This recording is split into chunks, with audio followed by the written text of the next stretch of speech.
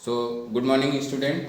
आज हम लोग पढ़ेंगे differences between rarefaction and compression. Okay, तो यहाँ पे हम लोग ने ऑलरेडी पहले से एक टेबल बना लिया है ताकि आपका समय बचे। और एक तरफ टेबल में हमने लिखा कंप्रेशन, दूसरी तरफ लिखा है क्या, रेयर फ्रैक्शन।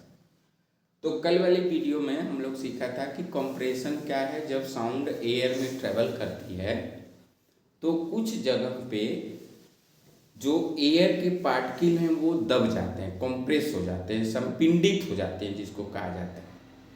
और कुछ जगहों पे एयर के पार्टिकल जो है अपने नॉर्मल डिस्ट्रीब्यूशन से दूर दूर चले जाते हैं। तो जहाँ पे नॉर्मल डिस्ट्रीब्यूशन से पास में आ जाएंगे, दब जाएंगे, उसी जगह को हम लोग कहते हैं कंप्रेशन।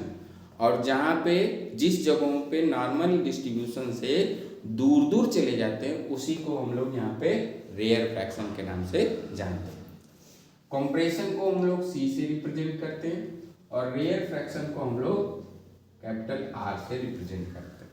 ठीक है, तो यहाँ पे लिखा हमने क्या कि मीडियम पार्टिकल्स जो है कंप्रेस हो जाएंगे, means they comes closer to each other. एक दूसरे नॉर्मल व्यवस्था से एक दूसरे से पास में आ जाएंगे, they comes closer to each other. जबकि रेयर फ्रैक्शन में हमने लिखा कि they goes away from each other. ये नॉर्मल व्यवस्था से, नॉर्मल अरेंजमेंट से एक दूसरे से दूर चले जाते हैं। चलो यहाँ पे इसको हमने ग्राफिकल रिप्रेजेंटेशन की देने की कोशिश की कि ये पार्टिकल आपस में जो है पास पास में आ जाएंगे, ये डिस्ट्रीब्यूशन होगा। जबकि रेयर फ्रैक्शन में पार्टिकल एक दूसरे से दूर डिस्टेंस ये बढ़ जाती है, दूर चले जाते हैं। इसमें डिस्टेंस कम होती है, इसमें डिस्टेंस ज़्यादा होती है। डिस्टेंस ज़्यादा होने की वजह से रेयर फ्रैक्शन वाले साइड पे वॉल्यूम क्या हो जाता है, बढ़ जाता है। वॉल्यूम क्या होगा, बढ़ जाएगा।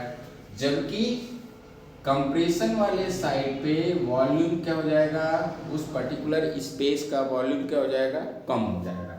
तो यहाँ पे मैं लिखूंगा कि वॉल्यूम क्या होगा, डिक्रीज हो जाएगा। जिसकी वजह से हमको पता है एक normal formula, that is density का। डेंसिटी क्या है, डेंसिटी है मास अपॉन वॉल्यूम।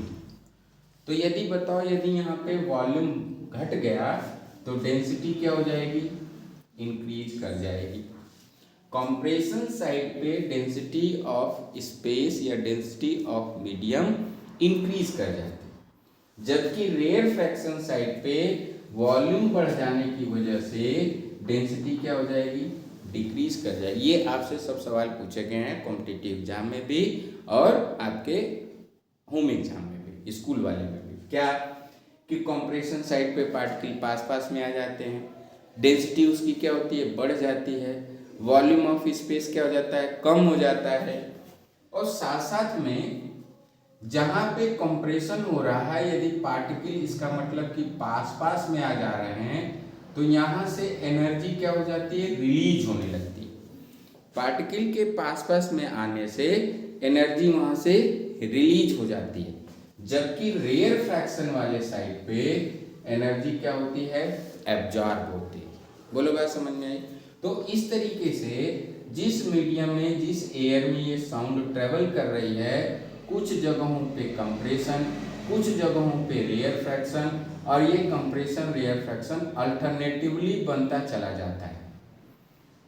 दूसरी इंपॉर्टेंट चीज याद रखना है कि जहाँ पे कंप्रेशन है कुछ समय के बाद वहाँ पे रेयर फ्रैक्शन हो जाएगा, और जहाँ पे रेयर फ्रैक्शन है वहाँ पे कुछ समय के बाद कंप्रेशन हो जाएगा। तो इस तरीके से मीडियम के अंदर कंप्रेशन रेयर फ्रैक्शन की घटना अल्टरनेटिवली लगातार चलती रहती है, और साउंड एक जगह से दूसरी जगह पे क्या करती है, ट्रेवल करती है। और यही घटना कहलाता है क्या, प्रोपेगेशन ऑफ साउंड। तो इसको आप जो है नोट कर सकते हैं कि compression and the rarefaction alternatively changing at the same place during propagation of sound. तो आई होप दैट कि इसको आप एक बार नोट कर लेंगे नोटबुक में अपने, और इसके बाद इसको रिवाइज करेंगे, प्रिपेयर करेंगे। नोट करिए।